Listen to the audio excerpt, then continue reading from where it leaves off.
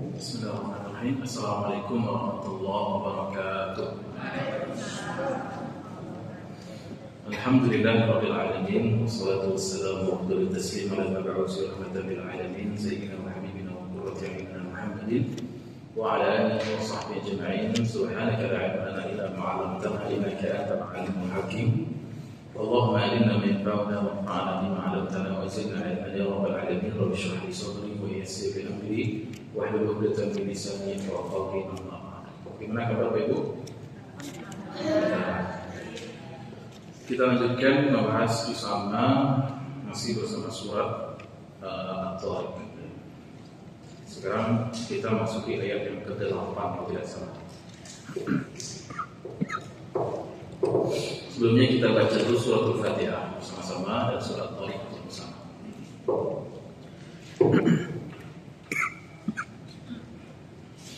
A'udzu billahi minasy syaithanir rajim. Bismillahirrahmanirrahim. Alhamdulillahi rabbil alamin. Ar-Rahmanir Rahim. Maliki yaumiddin. Iyyaka na'budu wa iyyaka nasta'in. Ihdinas siratal mustaqim. Siratal ladzina an'amta 'alaihim ghairil maghdubi 'alaihim waladdallin.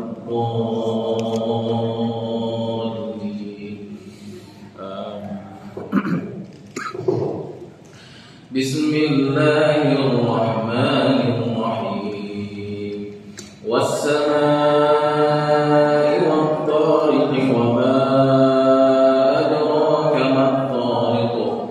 An-najmu as-saqib in kullu nafsin lamma 'alayha hafiz.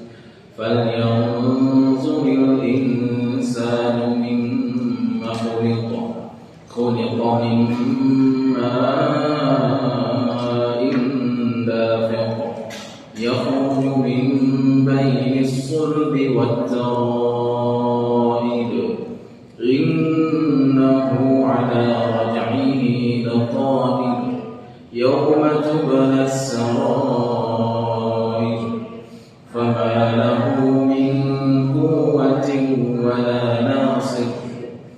Was-samaa'i dhatil raj'i wal ardi dhatis sadr. Innahu laqawlun faslun wa ma huwa bil hazl. Innahum yakiduna kaydan wa akidu kayda. Famahhilil kafirina amhilhum ruwayda. Sadaqallahul azim. Allah Ta'ala berfirman, innahu 'ala raj'ihi laqadir. Sesungguhnya dia, innahu Allah Subhanahu wa taala, maksudnya sesungguhnya Allah laqadir ala raj'ihi, yani raj'i al-insan. Jadi sesungguhnya Allah Subhanahu wa taala maha berkuasa, mampu, qadir, mampu untuk mengembalikan manusia tersebut. Kemarin di antara tafsir yang masyhur atau yang rajih adalah ar-raj'ihi di sini kembali kepada al-insan. Maknanya Allah maha mampu menghidupkan manusia setelah kematian. Itu maksudnya. Innahu, yaitu Allah, sesungguhnya Allah yang menciptakan manusia dari air mani yang terpancar bersatu menjadi bersatu dengan buah telur perempuan, maka menjadilah dia nutfah amsaj, nutfah yang bercampur kemudian menjadi janin, berkembang, lahirlah manusia. Yang menciptakan manusia ialah yang tadinya tidak ada, yang dari dalam keadaan sangat lemah, dengan proses maka lahirlah sosok bayi, kembang makan besar. Nanti Allah juga yang mewafatkan, Allah yang menghidupkan yang tadinya mati, mematikan yang tadinya hidup, juga mampu menghidupkan kembali di hari kiamat. Inilah korelasi atau munasabah antara ayat ini dengan ayat sebelumnya. Baik. Jadi innahu ala raj'ihi laqadir, menurut tafsir yang lebih tepatnya ialah yang rajih adalah sungguhnya Allah SWT Maha mampu untuk menghidupkan manusia setelah kematiannya. Baik. Sebagaimana Allah mampu menghidupkan manusia sebagaimana Allah mau menciptakan manusia dari yang tidak ada. Baik. Sebagaimana mampunya Allah menciptakan manusia dari satu sel, yaitu sel sperma dan sel telur. Ya, dengan kudrat Allah SWT iradahnya, maka manusia itu diciptakan oleh Allah SWT. Walaqad khalaqtuka min qablu wa lam taku syai'an. Sungguhnya kami menciptakanmu sebelumnya, padahal kamu sebelumnya bukanlah sesuatu yang bisa disebut, ya, belum menjadi apa-apa. Nah, baik. Kapan dikembalikan manusia? Kapan wujudnya manusia itu? Rajaihi itu kan ada kalimat raja'ah, rujuk. Kapan rujuknya? Yaumul qiyamah. Yaitu dijawab pada ayat 9, yauma tublas sarair. Jadi innahu ala rajaihi laqadirun yaumul qiyamah, pada hari kiamat. Tapi tidak disebut hari kiamat di sini. Disebutnya adalah yauma tublas sarair. Hari di mana diungkapkan as-sarair. As-sarair artinya sarair ini kalimat jamak dari sarirah. Apa itu sarirah? Rahasia. Ma yusirruhu al-insan wa yufihi min nawaya wa aqaid wal ibadah. Apapun yang disembunyikan, yang ditutupi oleh seseorang, itu disebut dengan sarirah. Jamaknya sarair. Apa saja bisa kita tutup, yang tertutup dan kita tutupi, baik. Contoh niat. Nah, ada yang tahu niat Allah. Hanya Allah dan kita sendiri yang tahu niat kita. Apalagi keyakinan kita. Apa keyakinan kita? Jadi seperti hal-hal yang tersembunyi maupun yang kita sembunyikan itu disebut dengan sarirah. Yauma tublas sarair, kapan dibagikan manusia, yaitu hari di mana diungkapkannya seluruh rahasia-rahasia. Di dunia orang masih bisa memanipulasi, ya, manipulasi iman namanya nifaq, orangnya sebut dengan munafik. Manipulasi amal, terjangkit penyakit riya. Manipulasi data, manipulasi, semua bisa dimanipulasi di dunia ini. Ya. Banyak orang yang punya bisa manipulasi karena mungkin ada kepentingan dan lain sebagainya. Ya. Jadi tipu menipu bisa dilakukan di dunia, tapi tidak di akhirat. Yauma tublas sarair. Ya. Imam Al-Imam Ibnu Tahir yang mengatakan yauma tublas sarair, hari di mana diungkapkannya segala rahasia. Ini sebenarnya ialah kinayah atau bahasa tidak langsung dari hari hisab, perhitungan. Jadi yauma tublas sarair, hari di mana diungkapkannya seluruh rahasia, maksudnya adalah yaumul hisab, hari perhitungan amal, ya. Jadi nanti di hari hisab itu akan dipisahkan itu niat-niat kita dan niat yang bagus dikelompokkan, niat-niat di dunia selama yang jelek dikelompokkan di tempat yang lain. Salat-salat yang ikhlas dikelompokkan, salat-salat yang enggak ikhlas dikelompokkan, ya. Mengaji yang ikhlas dikelompokkan, mengaji yang kurang-kurang ikhlas dikelompokkan. Jadi semua kualitas akan dipisahkan dengan yang lain. Yang berkualitas dikumpulkan, yang jelek dikumpulkan. Baik. Jadi di dunia Bisa jadi orang-orang yang menipu itu tidak ketahuan. Yang menipu tidak ketahuan, yang munafik tidak ketahuan, tapi di akhirat tidak ada istilah itu. Semuanya terang, jelas. Semuanya tidak bisa ditutupi. Kemudian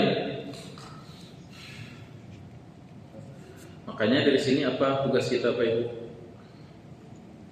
Allah mengatakan innahu ala raj'ihi laqadir. Sesungguhnya Allah Maha mampu untuk mengembalikan kita pada hari kiamat. Berarti di sini ada penegasan akan adanya hari kebangkitan.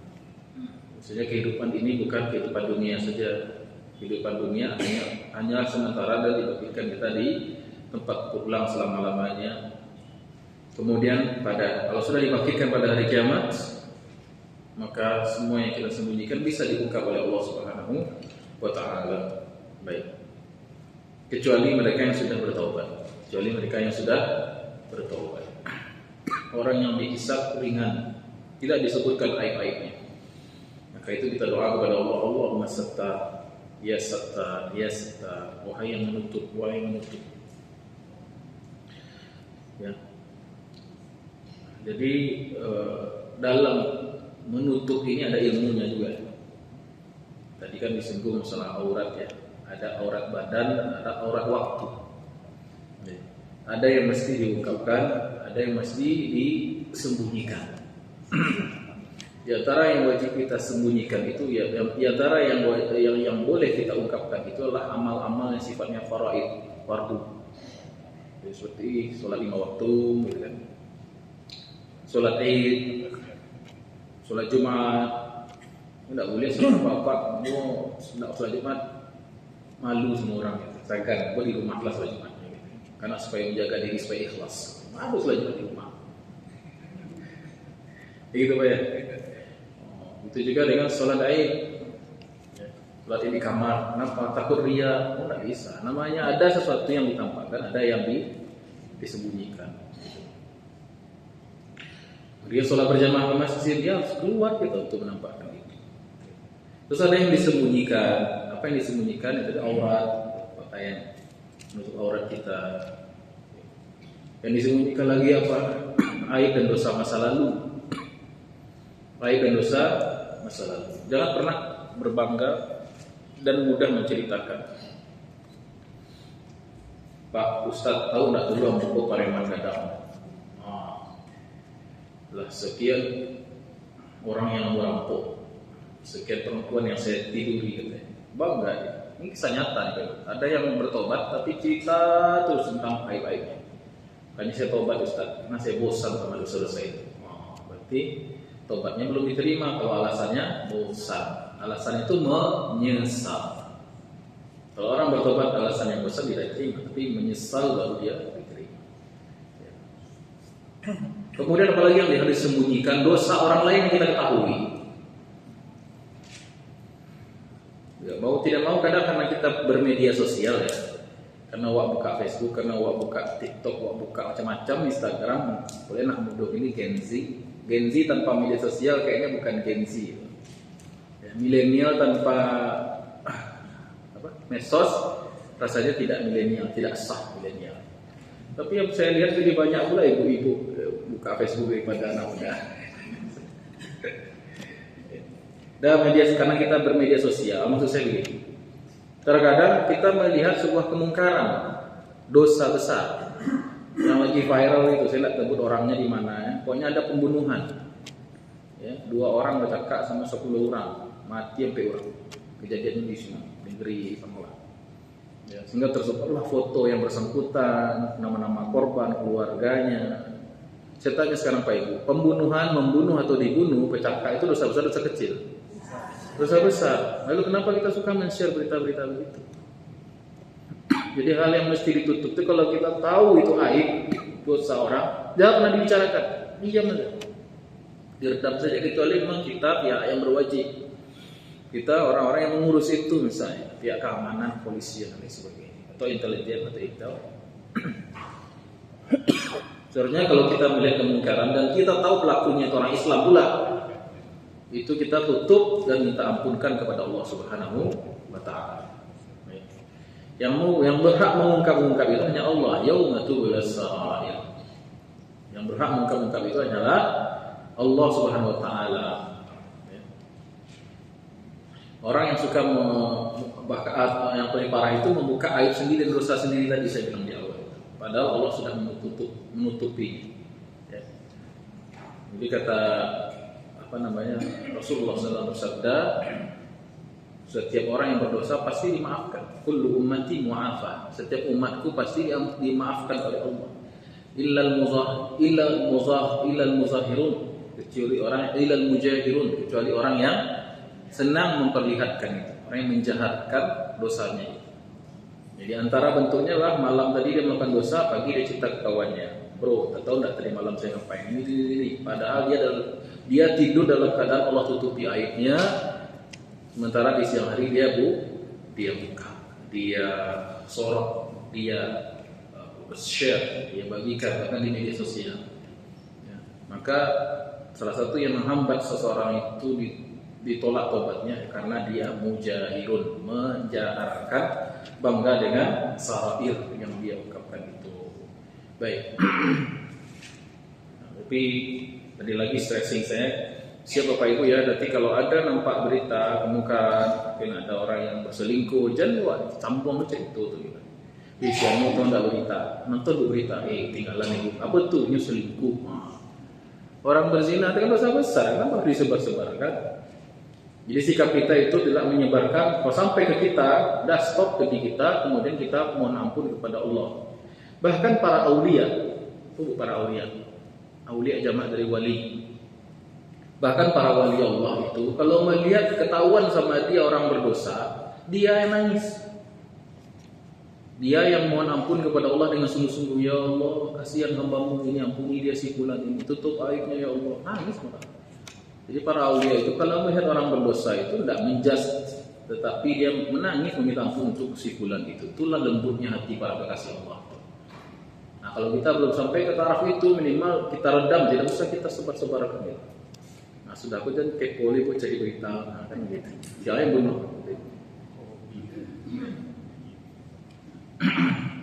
Siap begitu Bapak Ibu? Yauma tubulas sarair. Guna kita mengaji ini supaya diamalkan. Cuman deh orang awak itu punya sifat apa? Kepo. Banyak yang kepo dan ingin menyebarkan. Nah, gitu. Terlalu apalagi di zaman sekarang bisa kita broadcast sendiri, kita bikin berita sendiri, jurnalis sendiri. Gitu. Apalagi dosa itu tampak dari orang yang kita muliakan. Nah, ini sangat-sangat harus ditutup. Misalnya orang tua kita berdosa, guru nampak kesalahannya, nah itu harus ditutup ekstra. Kalau menasihati, bagaimana Ustaz menasihati di privat? Nah, boleh menasihati secara privat. Terus kalau kesalahannya benar publish dan sudah merata menyebar, dan dia bahkan justru bangga dengan itu dan itu sebuah kemungkaran, maka di situ boleh kita menasihatinya secara publish juga, itu juga boleh, karena manfaatnya lebih banyak untuk mencegah kemudaratan yang lebih luas. Baik, ya kayak inilah berita-berita tentang capres ini lah. Ya. Ada kesalahan dari capres ini bukan dalam rangka menggibah dia, atau ada kesalahan dari capres ini kalau memang valid itu kita sebarkan, bukan untuk tujuannya untuk amar ma'ruf nahi munkar. Nah, itu lain pembahasan. Namun pada hakikatnya hari diungkapkan segala rahasia itu ada pada hari kiamat, yauma tubulas sarair. Maka menanglah dan bahagialah orang yang rahasianya itu indah semua. Ya. Maksudnya gimana itu Ustaz? Berbahagialah orang yang rahasianya semuanya indah. Ada orang yang kalau orang itu menyembunyikan aib kekurangan itu biasa, mau wajarnya begitu. Tapi ada orang yang menyembunyikan kebaikan, tidak ada yang tahu kecuali Allah. Ada begitu Bapak Ibu? Terkadang Allah buka di dunia. Beli cerita Syanu itu dulu. Ada dulu di zaman tabi'in, ada seorang yang senang bersedekah. Tapi pakaiannya, bentuknya sederhana orangnya. Cuman orang ini senang bersedekah. Tahu gak kematian, dia hobi sedekah itu tahu kenapa? Setelah dia meninggal. Ini hobi sedekah apa? Jam 3 malam, jam 2 pagi, lah diam tuh. Dia beras kah namanya atau gandum kah atau apa kan? Dicantolin ya bahasa Minang cantolin.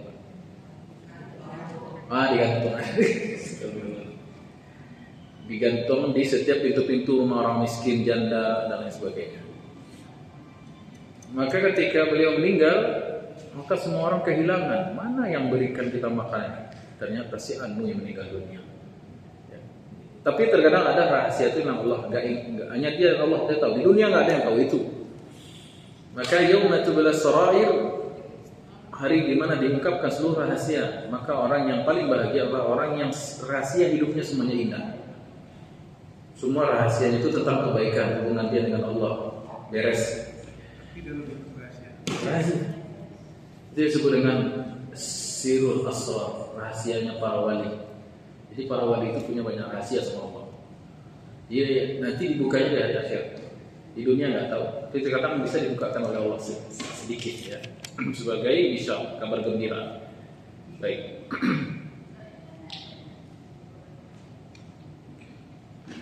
Kemudian famalahu min quwwatin wala nasir. Ini ayat menafikan fama nafiyah. Sama sekali tidak ada baginya quwwah, kekuatan, dan juga tidak ada nasir. Nasir penolong.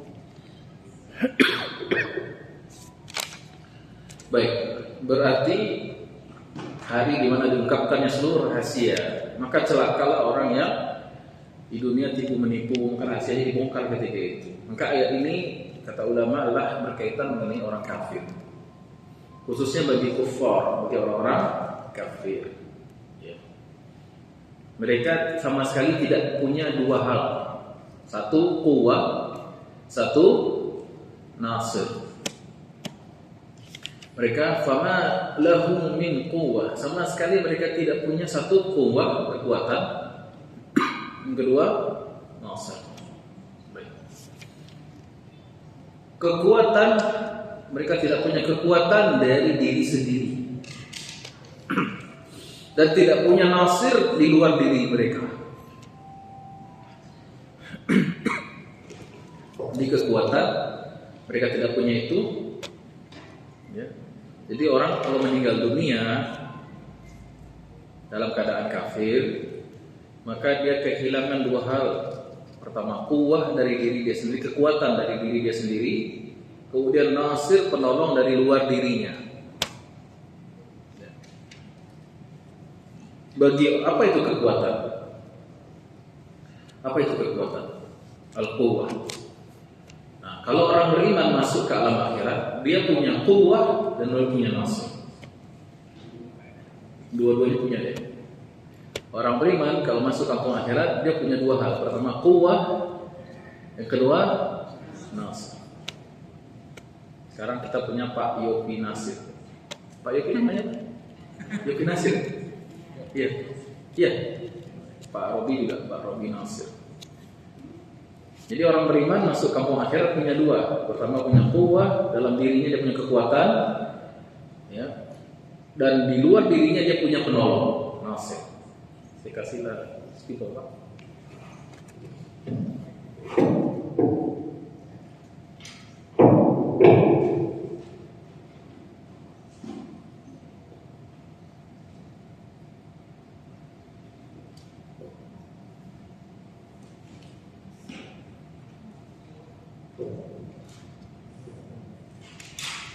Bagi orang kafir pada hari kiamat, fama lahu min quwwah wala nasir. Tidak punya kekuatan, tidak punya penolong. Kekuatan dalam dirinya tidak ada, kemudian tidak punya penolong luar dirinya. Jadi apa yang dia lakukan? Tidak ada, kondisinya celaka. Nah, bagi orang beriman punya kedua-duanya, punya quwwah, dalam dirinya dia punya kekuatan. Kemudian di luar dirinya ada penolong. Kekuatan itu apa? Kekuatannya itu adalah la haula wala quwwata illa billah. Tidak ada yang upaya kecuali dari Allah. Di dunia dia usahakan dalam wujud iman dan amal soleh. Jadi kekuatan itu adalah pada iman dan soleh. Al-iman,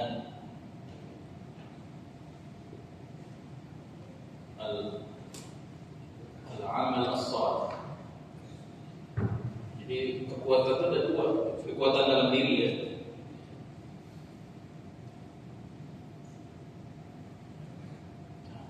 Nasir, menolong, itu adalah di luar diri kita, yaitu syafaat.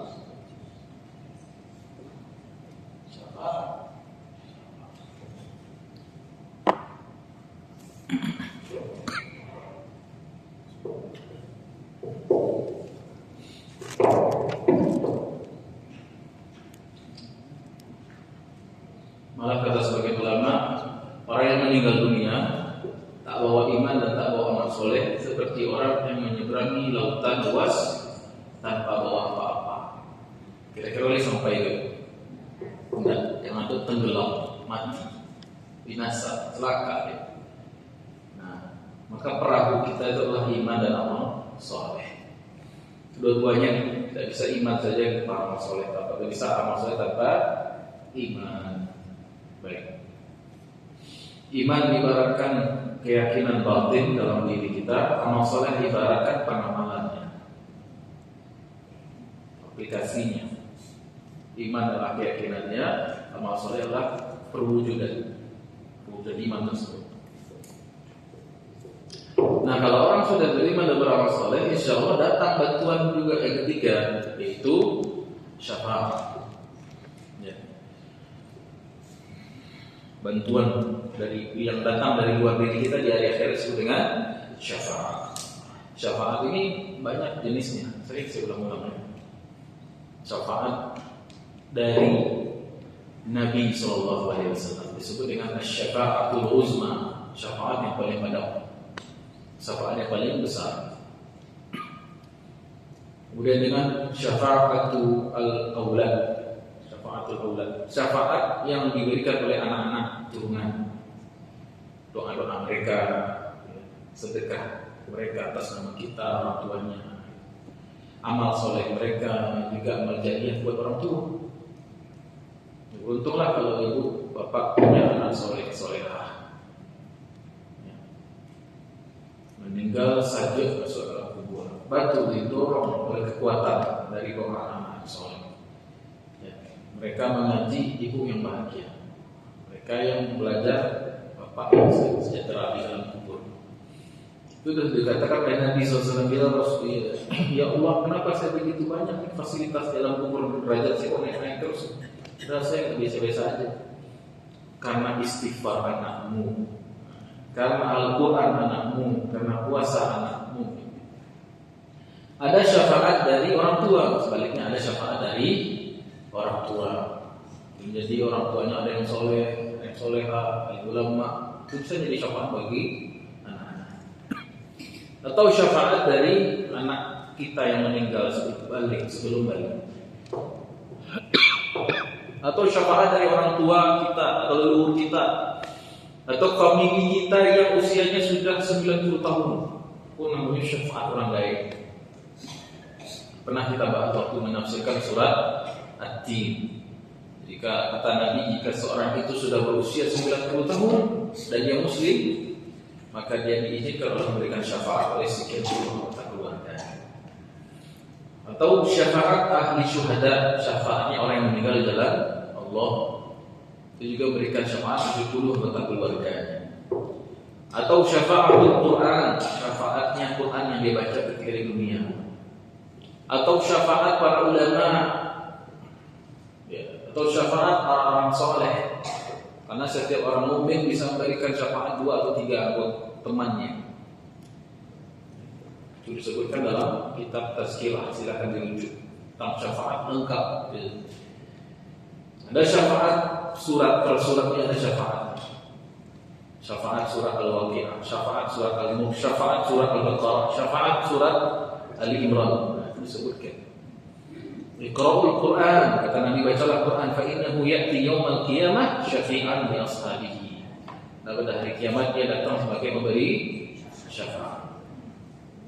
Pernah kita bahas juga arti syafaat secara bahasa di surat Al-Fajr. Kita pernah bahas tafsir Al-Fajr dari kata syafaat, dari kata asy-syafa'u yang berarti genap. Syafaat artinya menggenap yang tadinya sendiri menjadi dua, ditolong maksudnya, dan sendirian kita. Ya.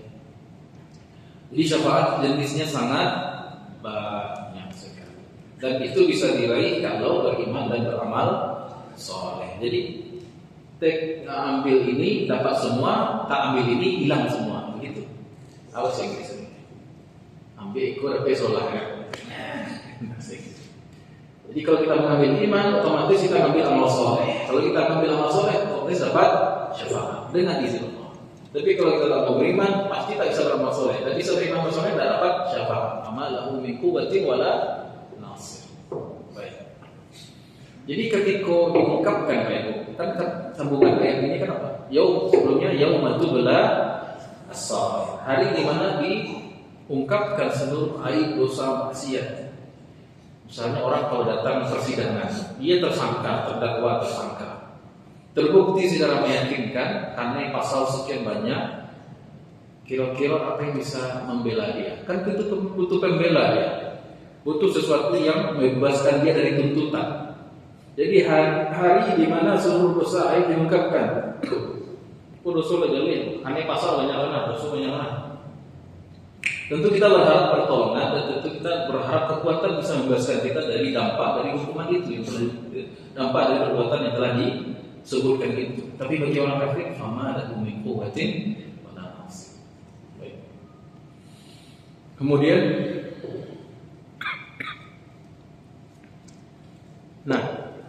sedangkan berarti sumber kekuatan dan penolong kita di akhirat apa itu? Iman dan amal soleh, juga syafaat. Maka di dunia ini ladangnya kita memupuk keimanan, memurnikan iman dan beramal kebaikan, amal soleh. Dan itu dan iman dan amal soleh ini tidak bisa kecuali kita meminta kepada Allah taufiknya. Jadi orang itu tahu nih berharganya uang. Apa yang lebih berharga daripada uang? Yang lebih uang itu penting misalnya. Tapi apa yang lebih penting dari uang? Mengusahakan bagaimana terwujud uang, kan begitu. Ceritonya satu hari pitih miliaran, tapi cerita saja. Tidak ada usaha gitu kan. Nah, akhirnya kita ceritakan. Nah, kita cerita secara pentingnya iman dan amal soleh. Ada yang lebih penting daripada itu. Bagaimana mewujudkan iman dan amal soleh? Caranya apa? Satu, istihza. Meminta itu kepada Allah, karena yang bisa memberikan itu hanyalah Allah Subhanahu wa Ta'ala.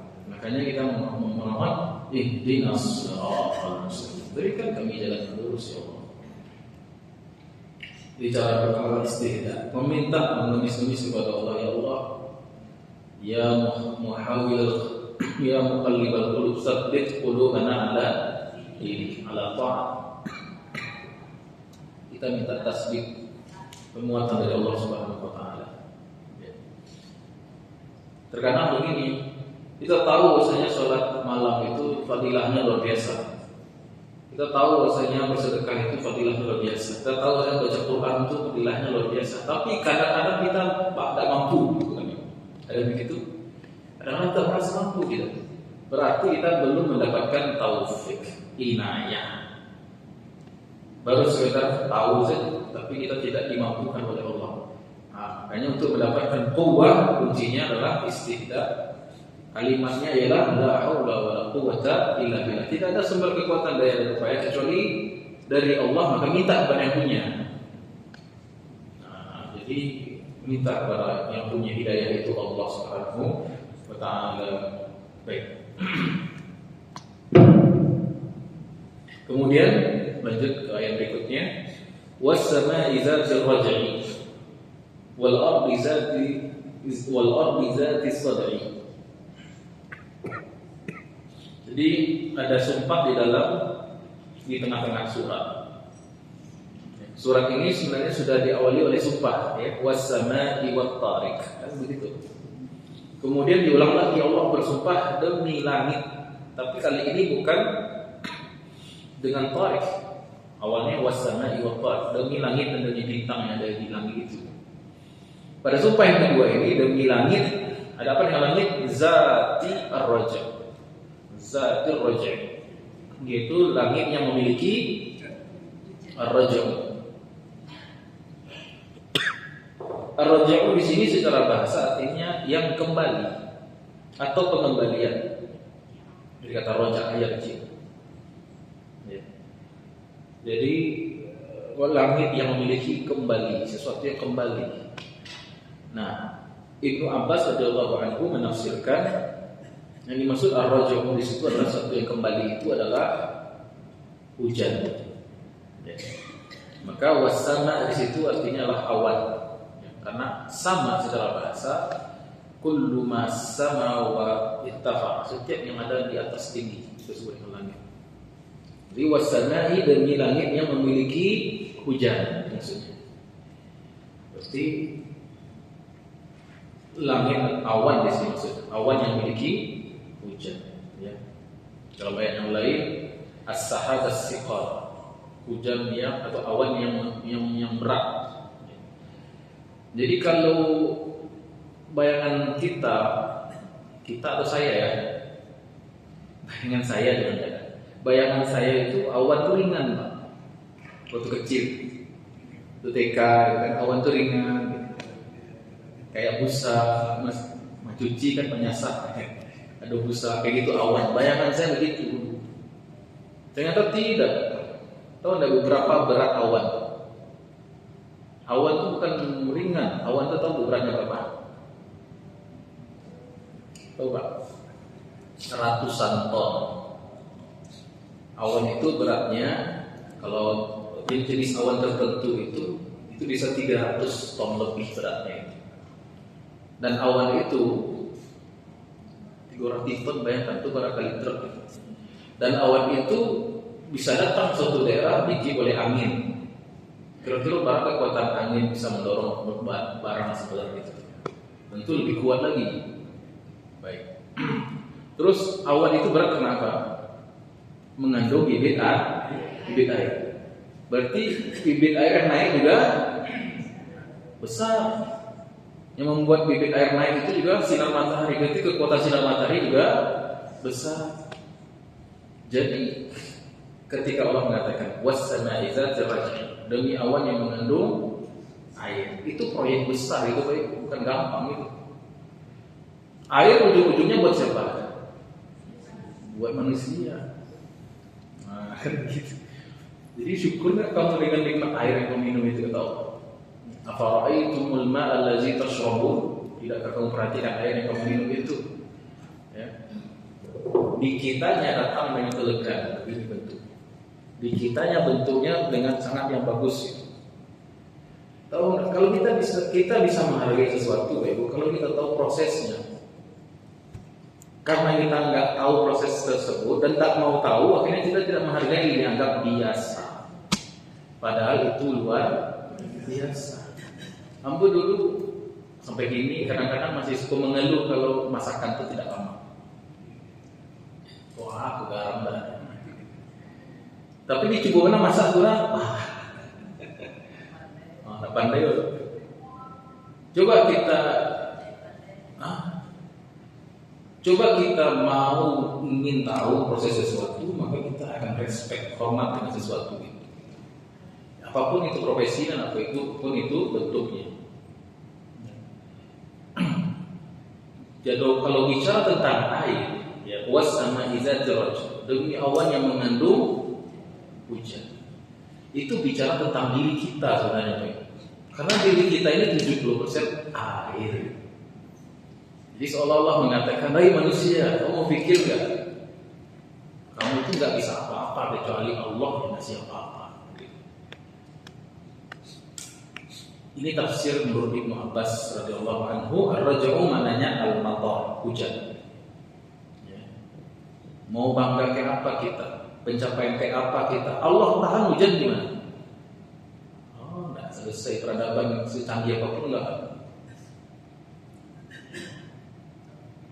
Jadi kan awalnya surat ini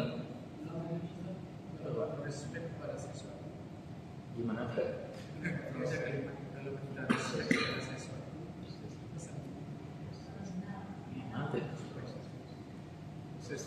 Oh, ya kan ya. Kita tuh kurang respect terhadap sesuatu karena kita tidak mengetahui prosesnya, tidak mengetahui dan tidak mau tahu prosesnya bagaimana, sehingga kurang rasa penghargaan kita. Ya. Tapi kalau kita tahu prosesnya, ya, maka kita makin menghargai itu. Gitu ya. Ya. Dulu misalnya ada seorang tokoh gitu ya. Karena kita tidak kenal dengan dia, kita cuma tahu dia presiden misalnya, atau kita tahu dia cuma pengusaha kaya. Tapi ketika kita buka biografinya, perjalanan hidupnya, kita tahu dia seorang ustadz kondang misalnya. Hebat ustadznya ceramahnya gitu ya. Banyak followersnya gitu kan. Tapi kalau kita lihat proses beliau dari kecil, tempaan belajarnya, masya Allah, tabarakallah. Mungkin untuk belajar itu berjalan kaki sekian tahu gitu proses hidupnya, maka tambahlah respect kita. Itulah kira-kira Pak. Sampai mana tadi itu sih mau jelasin apa? Iya, hujan tapi. Iya. Oh iya. Ayat ini kan sebelumnya kan fal yanzuril insanu mimma khuliq, dan hendaklah manusia itu memperhatikan dari mana dia diciptakan. Dalam keadaan hina-hina, tidak punya apa-apa, terus tiba-tiba menjadi orang yang hebat, berkuasa, peradaban. Manusia punya peradaban luar biasa. Tapi tetap aja kehidupan manusia itu bergantung kepada Allah. Wassama'i dzatil raj'i, demi awan yang memiliki hujan. Kok ditahan sama Allah hujan itu gimana? Kering, rotang dunia,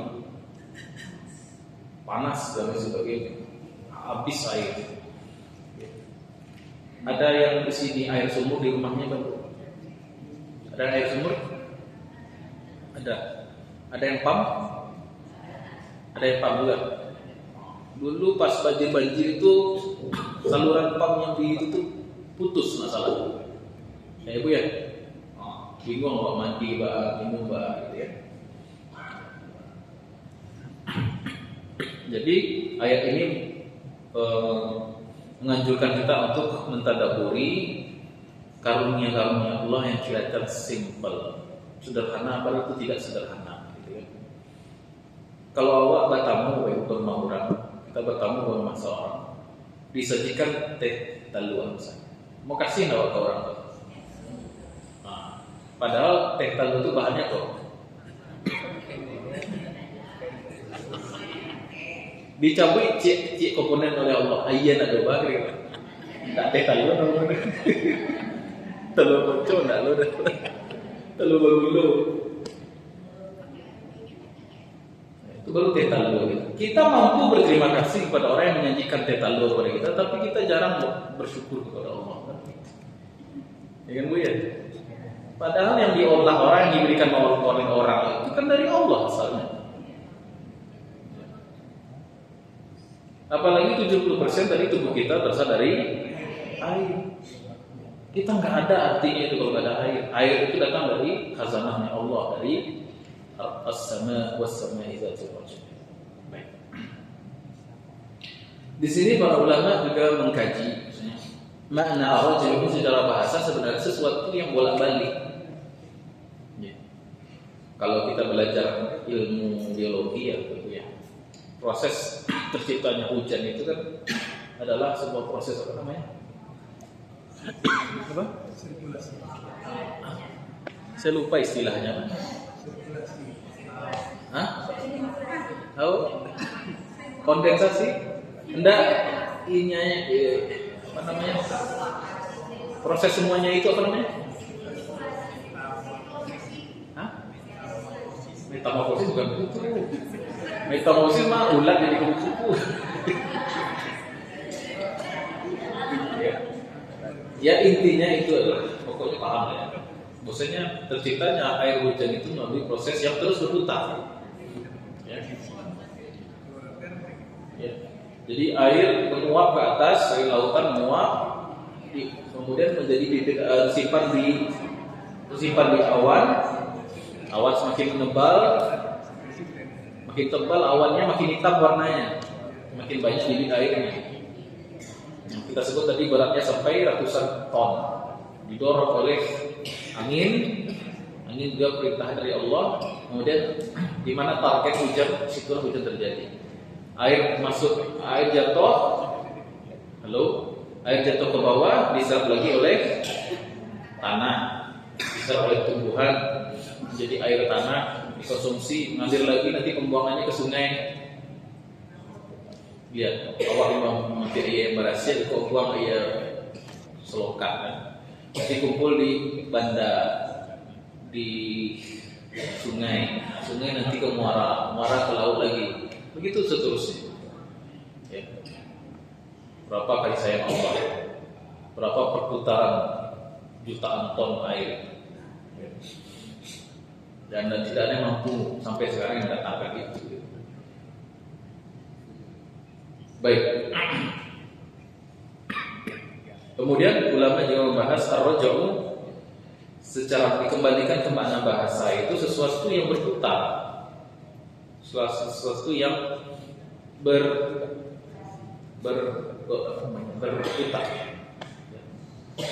berproses, sesuatu yang terbalik.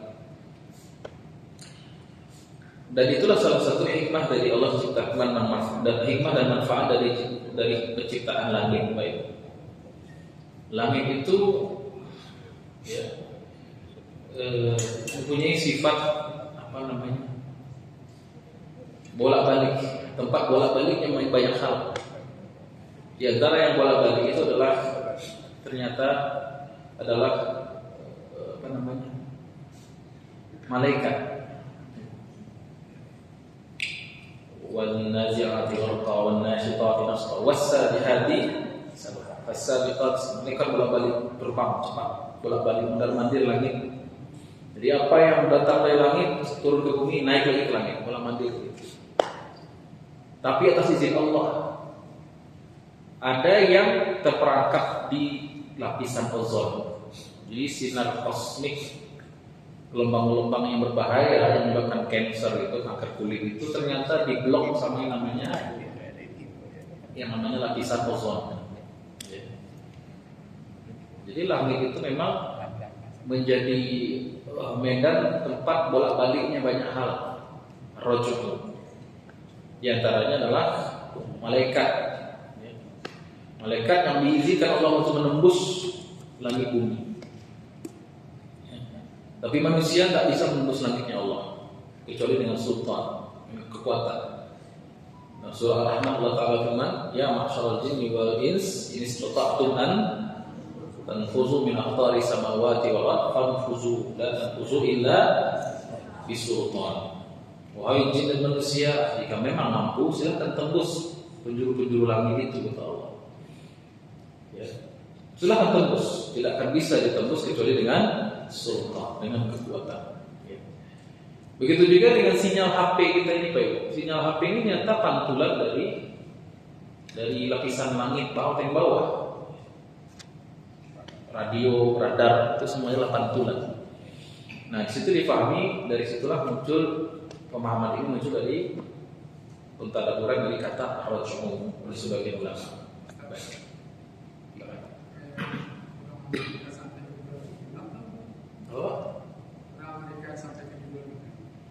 Orang Amerika sampai ke bulan. Saya rasa enggak betul. Saya rasa enggak betul. Allahu a'lam. Kemudian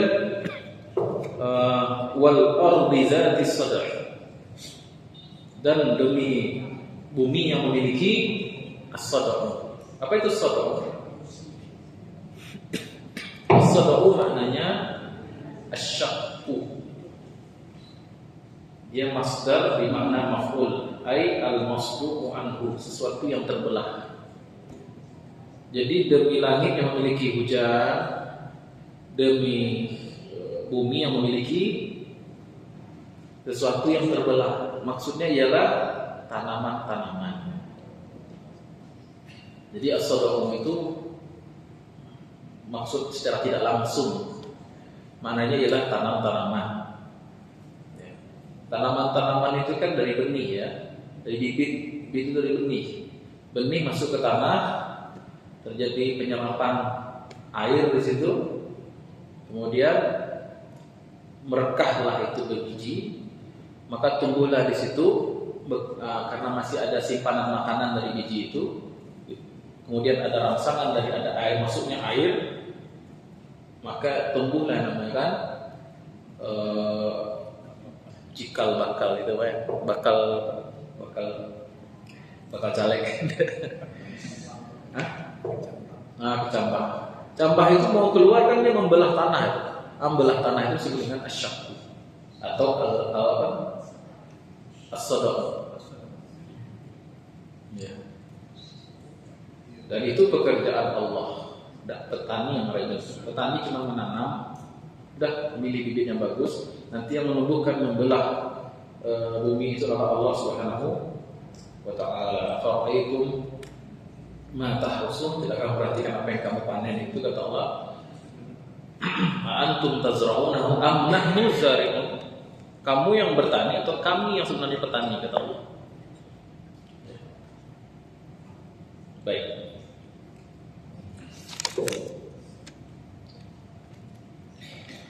Kemudian sebagian ulama ahli tafsir mengatakan ya. Jadi apa yang tumbuh itu, jadi kata tadi wal ardi dzatis sad'i, dan demi bumi yang memiliki tanam-tanaman, kan begitu artinya kan. Tanaman-tanaman buat siapa? Nah, buat manusia lagi. Buat hewan, buat sapi, rumput sapi buat siapa ya? Buat manusia lagi. Ya. Jadi air itu bisa dimanfaatkan secara langsung untuk kebutuhan minum dan lain sebagainya, dan juga air memiliki kemampuan berperan penting untuk suburnya tanaman-tanaman, ya, tumbuhan. Makanya saya termasuk orang yang percaya, yakin semua tanaman itu punya manfaat. Minimal manfaatnya itu memberikan berkontribusi untuk oksigen. Ya. Makin ke sini, makin banyak penelitian, makin mengungkapkan banyak sekali khasiat tanaman-tanaman. Ya.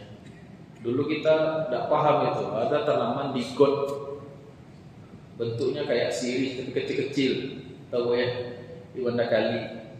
Ternyata itu yang disebut dengan sirih Cina, ya. Tahu kan? Itu kan sepertinya diinjak-injak, nggak ada harganya, padahal itu punya khasiat. Saya termasuk orang yang yakin, maksudnya setiap apapun yang tumbuh dari tanah itu punya khasiat, punya manfaat. Ya.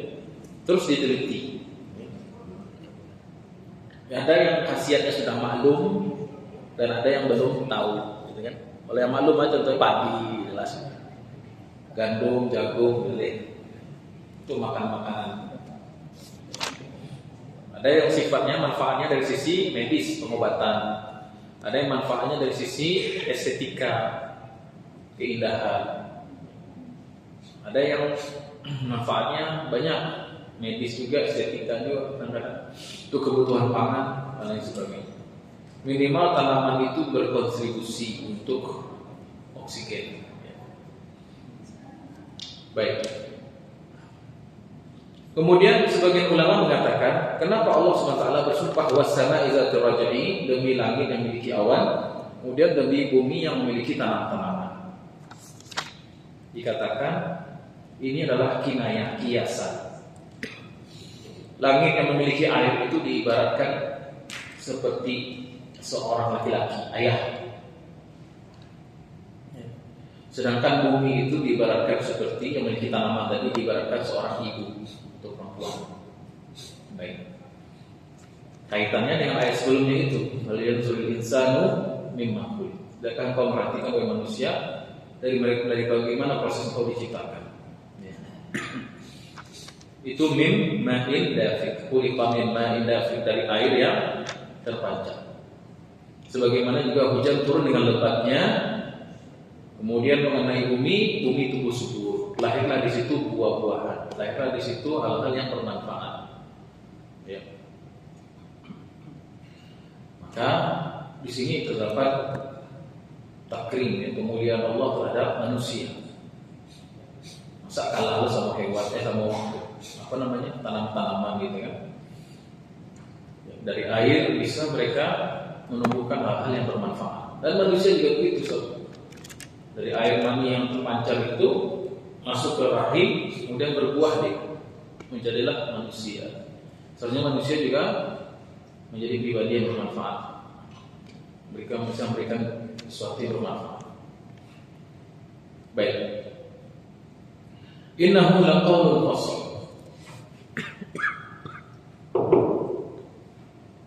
Innahu laqaulun fasl.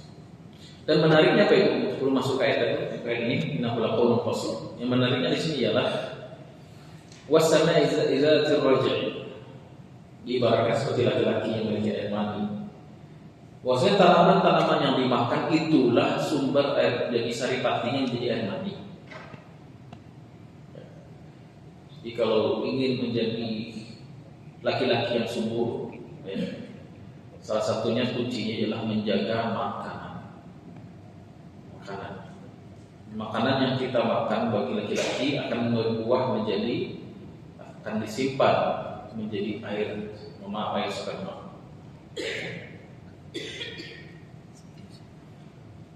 Kalau disebutkan min khuliqa min ma'in dafiq yakhruju min baini sulbi wa tawali, yang mana air mani itu muncul keluar dari sulbi, tulang punggung. Ya, tulang punggung ini diproses di buah punggung, buah punggung, ginjal. Dari situlah muncul dibikinnya sperma, disimpan di testis. Wat taraik, dari tulang dada di wanita. Dari bentuknya tulang dada wanita. Dari situ ada, air ASI, ya. Di sumber-sumber makanan penting diperhatikan untuk menghasilkan turunan yang baik. Kemudian wal ardi zatis sad'i, dan bumi yang menumbuhkan, yang memiliki tanam-tanaman. Isyarat bahwasanya perempuan harus menjaga kesehatan rahim.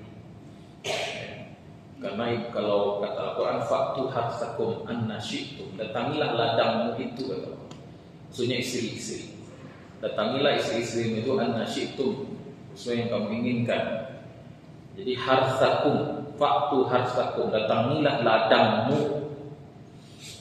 Nah sekarang generasi sekarang Gen Z, milenial, itu perempuan kurang menjaga makan. Pagi gorengan, siang ayam geprek, malam bakso.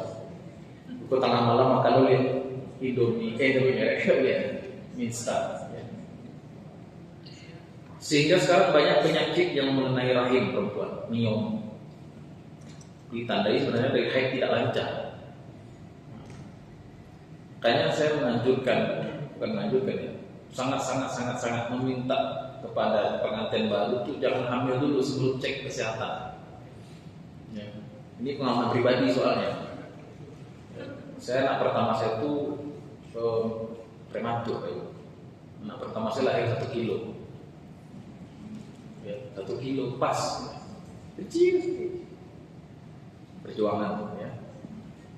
Sampai sekarang dokter belum tahu sebab kenapa dia prematur itu. Tapi setelah dicek darah istri saya, ternyata ada defisit vitamin D dan beberapa mikronutrien istilahnya. Ini nutrisi di darah itu ada yang makro, ada yang mikro. Makro itu seperti gula, kan? Ada yang mikro ini kecil tapi dia perlu gitu, kayak zinc, besi, gitu kan. Asam folat, bukan asam sulfat ya, asam folat.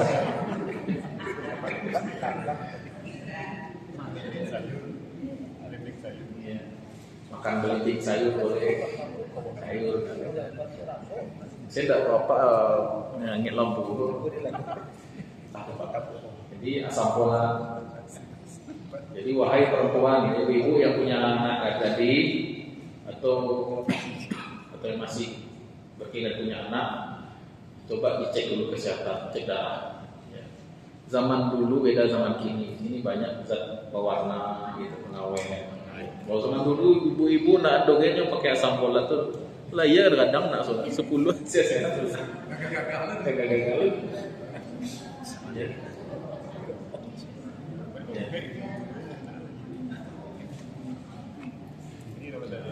Itulah sama sekarang. Jadi innahu laqaulul fasl. Kita masuk ke ayat berikutnya. Sesungguhnya Al-Quran innahu itu kan huwa, kembalinya kepada sesuatu yang maklum. Al-Quran maksudnya. Jadi kalau ada domir kata ganti hu dalam Al-Quran, itu namanya domir yang maklum terkadang. Tak disebutkan sebelumnya itu apa. Tetapi tidak ada, kan domir itu kan kata ganti. Kata ganti itu normalnya dalam sebuah ucapan itu merujuk kepada ucapan sebelumnya. Contoh, Muhammad adalah tetangga saya. Dia bekerja di perusahaan swasta. Dia itu kan pengganti Muhammad. Wah, tahu makna dia itu kalau ada Muhammad dulu disebutkan. Nah, begitu juga di sini innahu, sesungguhnya dia. Dia tidak cocok dikembalikan kepada al-insan sebelumnya atau siapapun, tidak cocok. Berarti ini domir atau kata ganti yang kembali kepada hal yang maklum. Domir yang maklum dalam Quran itu ada dua biasanya. Hu kembali ke huwa Allah atau hu kembali ke Al-Quran saja. Contoh, inna anzalnahu fi lailatul qadar. Sebelum ayat itu ada kata-kata kalimat enggak sih? Ada kalimat enggak sebelum ayat itu? Enggak ada kan? Itu kan ayat pertama itu. Inna anzalnahu fi lailatul. Sungguhnya Allah menurunkan, sungguhnya kami telah menurunkannya pada malam qadar, malam kemuliaan. Karena ada hu itu kembali ke siapa? Oh, berarti itu hu kembali kepada yang maklum. Maksudnya adalah Al-Quran. Nah, begitu juga di sini. Innahu laqaulun fasl. Sesungguhnya ia adalah ucapan yang benar-benar ucapan yang fasl. Yang putus, fasl itu artinya putus. Putui gitu orang yang jelas. Ngaji itu sampai putui, nah, maksudnya sampai jale gitu. Itu mirip-mirip tuh antara bahasa Minang dan bahasa Arab itu banyak kemiripan saja ya. Mudah-mudahan ada yang mengkaji ini ya. Innahu laqaulun, sesungguhnya Al-Quran itu adalah ucapan yang pasti, yang jelas, yang serius juga bisa bermakna itu ya. Al-jid kata ulama, ucapan yang penuh dengan jid atau yang putus maknanya. Kata Imam Ibnu, siapa lupa tuh sama ulama ini. Ibnu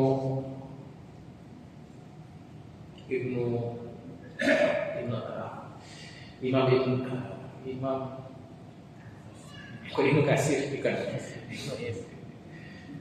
Pokoknya itu lupa namanya. Kata beliau, faslun di sini bermakna tafarruq, putus.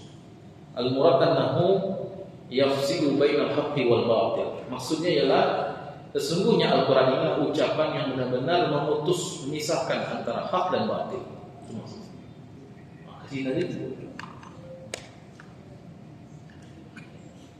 Jadi ibaratkan Quran itu furqan, hakim. Kecek hakim, penjaro. Kecek hakim bebas. Kecek hakim hukuman mati. Tidak bisa ditawar kecuali hakim di negeri Wakanda ya, bisa diotak-atiknya aturan. Baik, jadi Quran itu adalah ucapan yang pasti, memutuskan antara hak dan batil, yang jelas, yang terang. Nah, ayat ini dimulai dengan kata inna, ya kan? Innahu. Inna itu salah satu huruf taukid, penegasan. Kapan Allah di saat Allah ngasih kata inna, kata-kata yang mengungkapkan makna penegasan, berarti banyak manusia yang ragu tentang Al-Quran ini. Berarti dilarang, diharamkan kita ragu tentang kebenaran Al-Quran. Jadi Allah meyakinkan kita, innahu, sungguhnya dia, Quran itulah qaulul fasl. Tentu ayat ini punya latar belakang. Kenapa Allah SWT mengatakan pada Nabi Muhammad SAW, innahu ya Muhammad, innahu laqaulul fasl wa ma huwa bil hazl. Karena banyaknya orang-orang yang mendustakan Al-Quran yang dibawa oleh Rasulullah SAW, sehingga Allah meyakinkan nabinya. Mungkin dibeli, kalau saya tanya apa itu, ibu ragu-ragu atau yakin ada dengan Quran? Yang benar. Kalau di mulut, maaf, semua orang bisa ngomong yakin kepada Al-Quran. Tapi pas penerapannya, pas di surah Najm dan dibur, itu kan ragu tuh. Ada keraguan di situ kita tuh. Disuruh berkorban untuk belajar Quran, mungkin belajar tahsin, belajar tafsir, ya. Kita anggap enteng. Itu kan bisa, tingwa praleh surta. Itu kan bisa, banyak alasan untuk tidak mengaji. Berarti mulut kita bilang yakin, tapi amal kita belum yakin. Gitu. Ya. Kalau ada bapak ibu yang bisikon ada sampai lain. Suku manunggak bayar uang SPP, TPQ punya TPA. Itu tidak yakin semua Quran. Kok bisa membayar les bahasa Inggris anak ratusan jutaan rupiah, tapi dia TPA cuma 3.000, 2.000 sebulan dengan nunggak setahun. Berarti tak yakin Quran ini sebagai penyelamat di dunia akhirat, sehingga dilecehkan begitu. Jadi di mulut boleh kita ngomong yakin, tetapi di perbuatan bisa dibuktikan. Ya. Jadi gampang kan caranya. Kita yang benar yakin apa enggak, lihat bagaimana pengorbanan kita terhadap Al-Quran. Lihat aja pengorbanan kita. Pengorbanan kita, anak-anak kita, gimana kita mengarahkan mereka kepada Al-Quran. Justru dulu yang menyebabkan saya belajar tafsir ini Pak Ibu, sehingga saya bisa diizinkan oleh Allah mengajar tafsir ini, ya, belasan tahun belajar Quran, itu karena itu. Yakin dah ini benar? Kalau yakin pelajari serius gitu. Sehingga potong panting belajar bahasa Arab, gitu kan? Sampai kuliah S2. Padahal saya jurusannya pertanian kan gitu. Itu karena keyakinan di dalam hati saya bahwasanya ini adalah kalamullah, ini ucapan Allah. Ya, yang akan menyelamatkan kita. Referensi utama seorang setiap muslim itu kan Al-Quran. Ya. Karena saya yakin datang dari Allah, setiap hurufnya itu datang dari Allah, maka bagi saya setiap huruf Quran itu berharga. Makanya penting belajar bahasa Arab Quran kan begitu. Sering saya ngasih analogi buat anak-anak muda ya. Kenapa orang itu bisa belajar bahasa asing? Kenapa? Karena hobi berangkatnya. Ada yang hobi nonton Korea di sini? Korea Utara maksudnya. K-pop, apalagi K-drama. Apa namanya itu? Drakor. Drama Korea gitu. Hobi betul nonton drakor sehingga berepisode-episode. Pokoknya ada episodenya kayak Pak. Ceritanya asik. Kabarnya itu saya tidak nonton. Ya. Sehingga bisa pula dia bahasa Korea. Ya. Bisa bahasa Korea ya. Ada teman saya itu suka sampai mahir dia bahasa Korea. Allah wala quwwata illa billah. Teman sih kenalan dia di PB itu. Pokoknya lihat handphone pasti Korea. Gitu. Wallpapernya Oppa, gitu kan? Semuanya Korea, gitu kan? Sampai makanannya pun Korea. Ada lagi teman kenalan saya juga waktu kuliah, kan kuliah umum saja. Suka sama anime, film-film Jepang itu, film kartun itu, komik-komik dibaca, hatam dia sekian komik hatam. Dinantinya yang baru tepat, keluar komik itu langsung dibeli, hatam. Sehingga mulai tertarik dia dengan kebudayaan Jepang. Ambil dia khusus bahasa Jepang, sampai mahir bahasa Jepang. Sehingga kalau nonton film Korea Jepang itu dia nggak pakai subtitle, dia tidak pakai terjemah lagi Pak Ibu.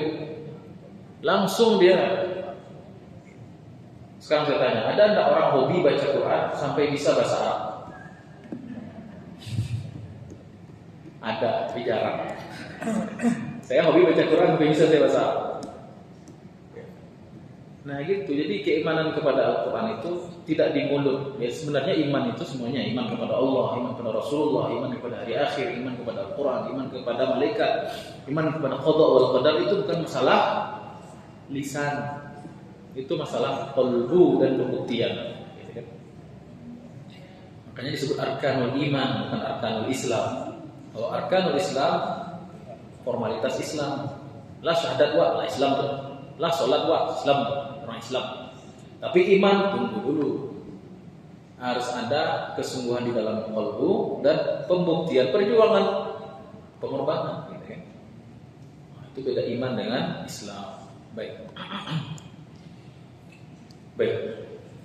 Dan ketika Allah mendeklarasikan innahu laqaulun fasl, sesungguhnya Quran ini adalah jelas membedakan hak dan batil. Secara natural orang itu butuh pedomannya kan. Awak kalau naik kapal, naik pesawat jadi pilot, salah satu yang diperlukan itu kompas. Ya kalau tidak ada pedoman wak sasek. Ya, utara kemana, timur kemana, selatan kemana. Orang secara natural, secara apa sih bahasa Minangnya? Secara alami pasti membutuhkan panduan, pedoman.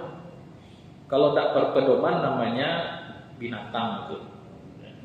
Sedangkan binatang saya ada hukumnya. Iya Pak ya? Jantan apa lu? Harus batino. Raja singa itu dia tahu. Raja singa itu punya raja maksudnya. Dia tahu wilayah kekuasaannya, ada pembagiannya itu. Serigala itu dia punya wilayah struktur. Mana yang disebut dengan leader, pemimpin, mana yang sudah tua, itu jalannya itu beda itu. Itu hewan saja terkadang punya pedoman dan aturan dalam hidup gitu.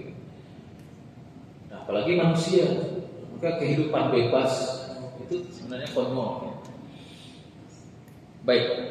Dan aturan yang paling bagus kata Allah ya Al-Quran yang Allah turunkan gitu. Makanya semua yang ada pada diri kita, mulai dari prinsip-prinsip hidup, ya rujukannya kepada yang jelas Al-Quran gitu. Begitu juga dengan keputusan-keputusan prinsip hidup, keputusan pribadi, keluarga, apalagi negara, itu merujuk kepada Al-Quran. Gitu kan. Kalau enggak, berarti ada kepentingan di sini masuk. Kok bisa gitu? Nah, dilanggar. Oh, berarti ada tabrakan kepentingan di situ. Ya. Baik. Kemudian wama huwa bil hazl. Al hazlu lawan dari al jid. Jadi faslun jamak lawannya hazlun, gitu lah kira-kira. Faslun tadi kan maknanya apa itu? Pemutus, menjelas antara hak dan batil. Kemudian maknanya juga adalah al jid, kesungguhan, sungguh-sungguh, serius ini Quran ini serius. Innahu laqaulun fasl. Sebenarnya Quran ini ucapan yang serius.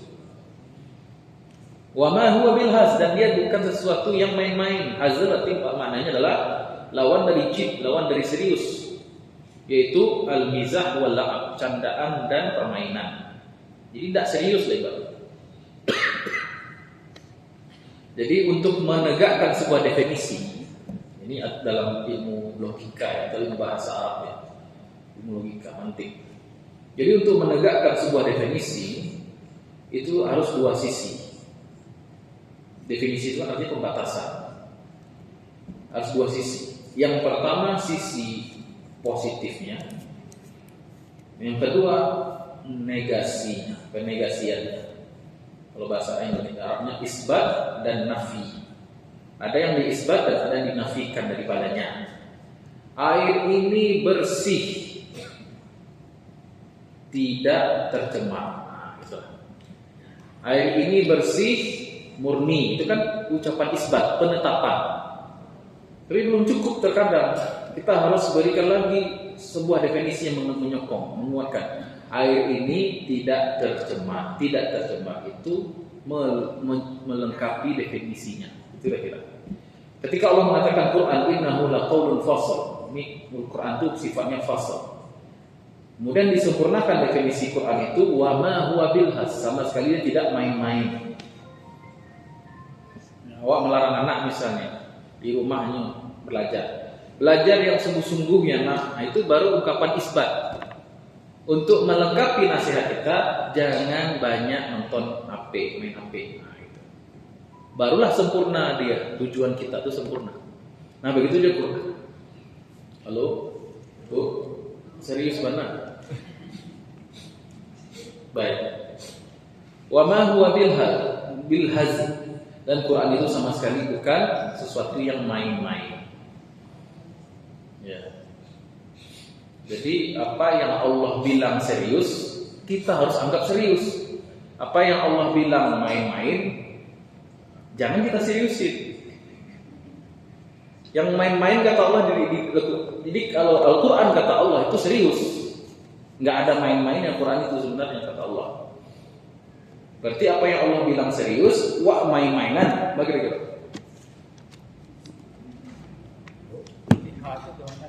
Hah? Dia Hasan itu Pak kan satu dijadikan dua. Itu main-main tuh. Itu main-main. Enggak ada surat kayak gini. Nah maksud saya begini, Al-Quran Allah katakan ini serius. Quran itu sesuatu yang serius. Lalu seharusnya kita menganggapnya juga serius sama Quran itu, jangan main-main. Ya. Sesuatu yang Allah anggap serius kita harus juga seriusi. Apa jadinya kalau sesuatu yang serius kita main-main? Bahaya. Akad nikah itu serius atau main-main Pak? Nah, ibu punya calon menantu laki-laki, ibu anak ibu pada usia ibu punya calon menantu tentu laki-laki ya. Pas akad nikahnya main-main, kira-kira. Dan akad nikah jam 2 siangnya tiba jam 4. Terus bajunya tidak serika. Kok serius dah kok. Kemudian pas dia apa namanya? Akad ijab kabul main-main dia. Ya, gara-gara ya. Gimana kita menganggap orang itu? Orang stres. Ya, sesuatu yang serius harus diseriusi, sesuatu yang main-main ya apa-apa, jangan diseriusi. Jadi kalau kata Allah dalam Quran yang serius itu Quran. Ya. Yang main-main itu apa? Wa mal hayatid dunya illa la'ibun wa lahu. Dunia ini main-main. Tapi yang Allah suruh serius kita main-mainin, kita bermain-main, Quran kita bermain-main. Tapi yang Allah katakan tidak main, yang Allah katakan main-main, Allah kita seriuskan. Dunia kita seriusin. Ya. Allazina ittakhadhu dinahum lahwan wa la'iba wa gharratuhumul hayatid dunya. Dan orang-orang yang menjadikan agama ini sesuatu yang main-main. Kata Allah, gharratuhumul hayatud dunya, itulah orang-orang yang tertipu dengan dunia. Makanya segala bentuk olok-olok dan permainan terhadap hal-hal yang Allah anggap serius itu bisa mengeluarkan seorang dari Islam. Apa yang anggap serius? Apa yang Allah anggap serius dalam syariatnya? Apa yang serius, Pak Ibu? Satu, Al-Quranul Karim. Makanya menolak Al-Quran kafir. Apalagi tentang akhirat, surga dan neraka. Apalagi kenabian Nabi Muhammad SAW. Kalau ada orang yang melecehkan Nabi, kafir. Bahkan dalam hukum Islam bisa dibunuh. Kemudian syariat Islam, agama ini. Ya. Kemudian apa lagi? Talak. Termasuk juga dalam syariat itu talak. Ucapan talak itu ucapan yang serius. Ya. Bukan ucapan yang main-main. Baik. Kemudian wa ma huwa bil hadzal. Kemudian lanjut innahum yakiduna kaida.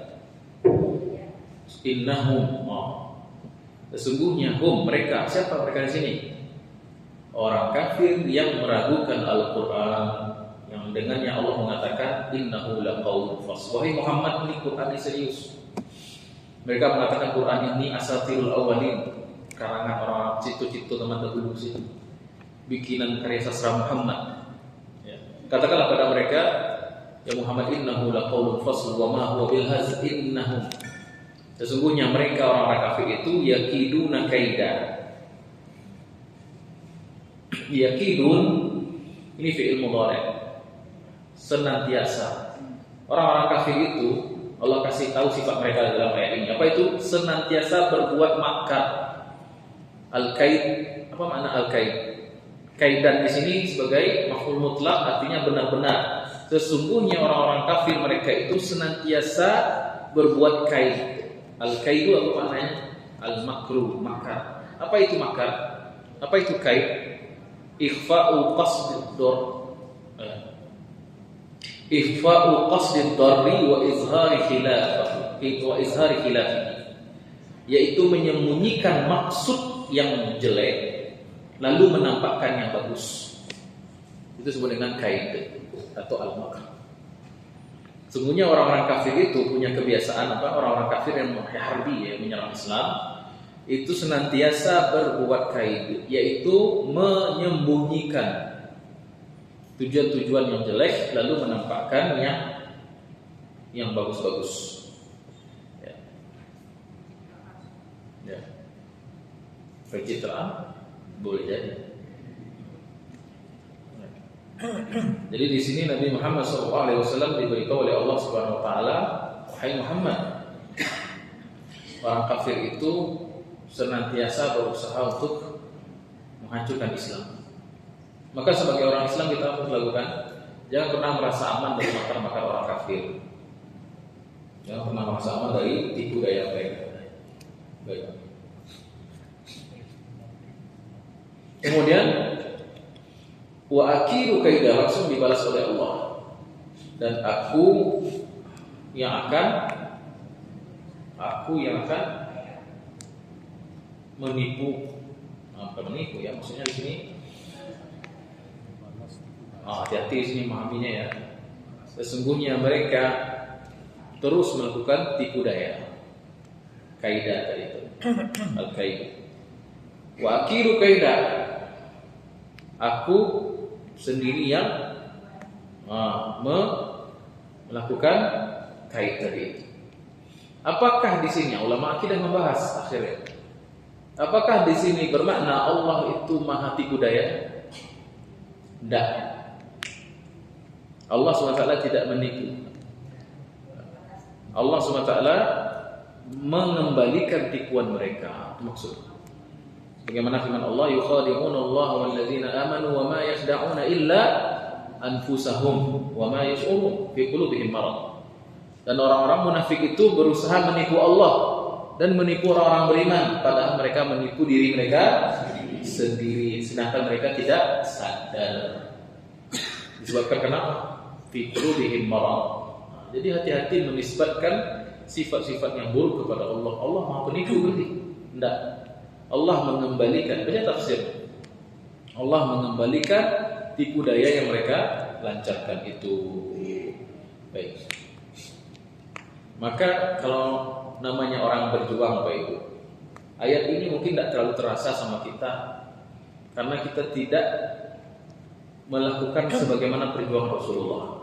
Orang kalau berjuang di publik, orang kalau berjuang di kekuasaan, orang berjuang amar ma'ruf nahi munkar benar-benar, itu pasti banyak lawan, pasti banyak yang tidak suka. Ya. Makanya salah satu yang menyebabkan kita susah memahami ayat Quran, kenapa? Karena amalan kita tidak persis dengan perjuangan Nabi Muhammad SAW. Saya katakan sekali lagi, kenapa kita sulit memahami Al-Quran, ayat Al-Quran? Karena kehidupan kita, kehidupan yang kurang berjuang sebagaimana berjuang Rasulullah SAW. Jadi kalau kita melanjutkan perjuangan Nabi, banyak musuh masuk. Pasti banyak yang tidak suka. Pasti banyak yang dengki, banyak yang ingin menjegal, ingin menghambat orang-orang baik dan orang-orang yang memperjuangkan kebaikan selalu begitu, ingin menjegal. Nah, masalahnya penjegalan itu, penghambatan itu, ya, penggangguan itu ada yang tampak oleh kita, tapi sebenarnya banyak yang kita tidak tampak, banyak yang kita tidak ketahui. Nah, makar-makar orang kafir itulah yang dihadapi setiap saat oleh Rasulullah. Maka Allah mengatakan innahum yakidun kaida. Sesungguhnya mereka itu, wahai Muhammad, selalu menyembunyikan sesuatu yang buruk yang akan menimpa engkau. Tentu ayat ini kalau berhenti di sini saja itu mengkhawatirkan, tidak menenteramkan, baru berita saja. Makanya harus dibaca langsung. Wa akidu kaida. Tapi tenang wahai Muhammad, yang tidak tampak oleh kita tampak oleh Allah. Yang tersembunyi bagi kita tidak tersembunyi, terang semuanya bagi Allah. Makanya ayat ini, kata ulama, ayat ini turun sebagai tasliyah, menghibur Rasulullah sallallahu alaihi wasallam. Ya. Makanya ayat ini juga mengajarkan kita tawakal, konsep tawakal yang benar. Ya. Inni tawakkaltu 'ala Allahi rabbi wa rabbukum wa ma min dabbatin illa wa huwa akhizun bi nasiyatiha. Sesungguhnya, katakanlah sesungguhnya aku bertawakal kepada Allah dan tidak ada satupun makhluk di muka bumi ini kecuali Allah memegang ubun-ubun mereka. Kecuali Allah memegang ubun-ubun. Maka surahlah mereka. Kalau Allah sudah tarik ubun-ubunnya, apa yang terjadi? Maka seorang mukmin yakin dengan pertolongan Allah, ya, tidak akan laku itu makar orang kafir itu. Baik. Sekali lagi kita kurang merasakan ayat ini, sebabkan kenapa Pak Bu? Nah, kurangnya kita memperjuangkan, perjuangan kita belum mirip dengan perjuangan Rasulullah SAW. Baik.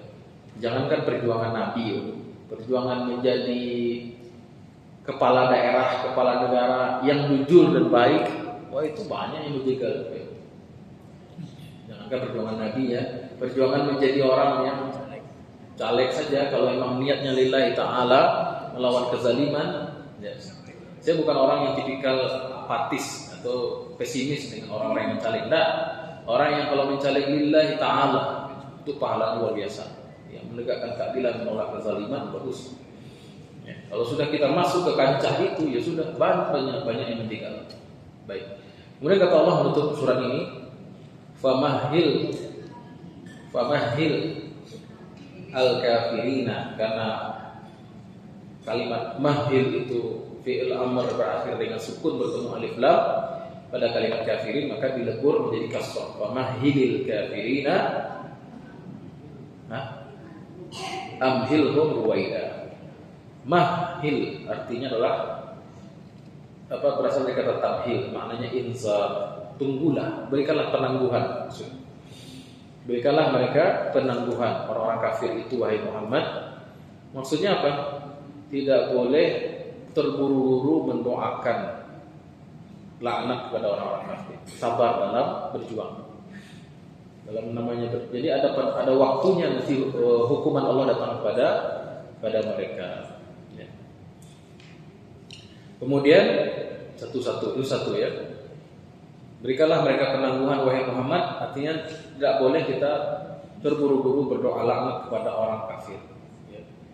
Apalagi semua orang kafir tidak boleh. Kemudian wa amhilhum ruwaida, dan berikanlah penangguhan sedikit sebentar. Jadi beberapa musuh Nabi itu memusuhi Nabi puluhan belasan tahun. Seperti Abu Lahab. Abu Lahab itu mulai dari Nabi berdakwah sampai Nabi berdakwah di Mekah berarti 13 tahun. Baru mati di perang Badar itu 2 Hijriah. Berarti berapa tahun tuh? 14 tahun ya. 15 tahun. Jadi 19 tahun. Itu juga dengan ayat tabbat yada abi lahabi wa tab ma aghna anhu maluhu wa ma kasab sayasla naran zatal lahab. Jarak antara Abu Lahab dan kematiannya itu belasan tahun setelah Nabi berdakwah.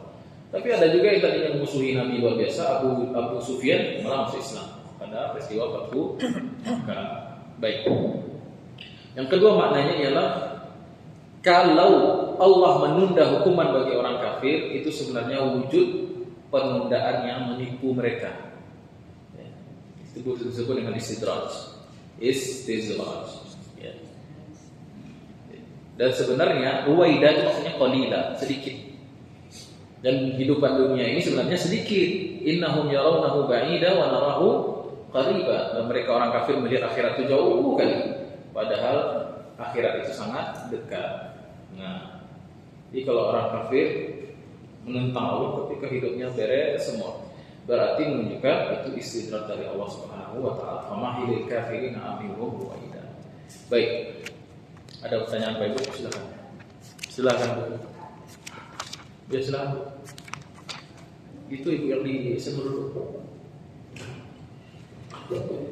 Assalamualaikum Ustaz. Berhubungan dengan wa'akibu kaidah dengan keadaan sekarang ini Ustaz. Kata Ustaz tadi kita tidak boleh mendoakan karena ada penangguhan dari Allah terhadap orang-orang kafir. Khususnya untuk saat sekarang ini Ustaz, kita telah melihat kezaliman yang diperlihatkan oleh penguasa sekarang. Bagaimana menurut Ustaz itu?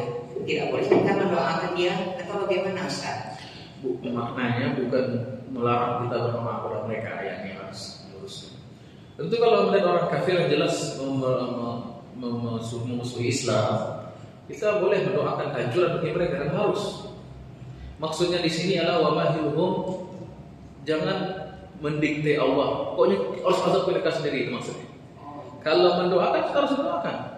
Allahumma zalzil aqdamahum, ya Allah, goncangkan langkah-langkah kaki mereka orang Israel, Zionis Israel. Jadi kan, wasyatir syamlahum, ubarkan barisan mereka, dan lain sebagainya. Itu kan harus doa demikian. Tapi ketika mereka belum hancur juga, lalu kita suzon sama Allah, itu dilarang. Nah, maksudnya jangan buru-buru untuk dikabulkannya doa itu pada mereka. Allah paling tahu apa yang timing kapan mereka dihukum. Nah, itu maksudnya. Bukan berarti kita tidak boleh. Bukan harus kita makan, hancurkan orang-orang yang jelas itu. Jadi ayat ini maksudnya bukan dilarang kita berdoa kehancuran bagi orang kafir. Bukan.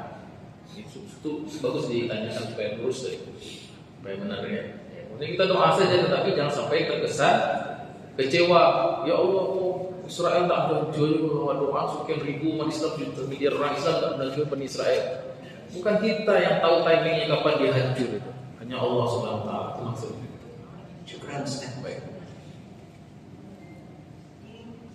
Ya, Ibu itu dari tadi katakan kasihan. Terima kasih Ustaz. Kita kasih. Ya. Boleh? Boleh setelah ini Ibu. Saya nanya tentang Yaumatul Sahair. Pada hari tanpa kasus rahasia. Di akhirat nanti itu di dalam Al-Quran saya lihat ada setiap manusia akan melihat kejahatannya walaupun sebiji jarah, kebaikannya juga gitu.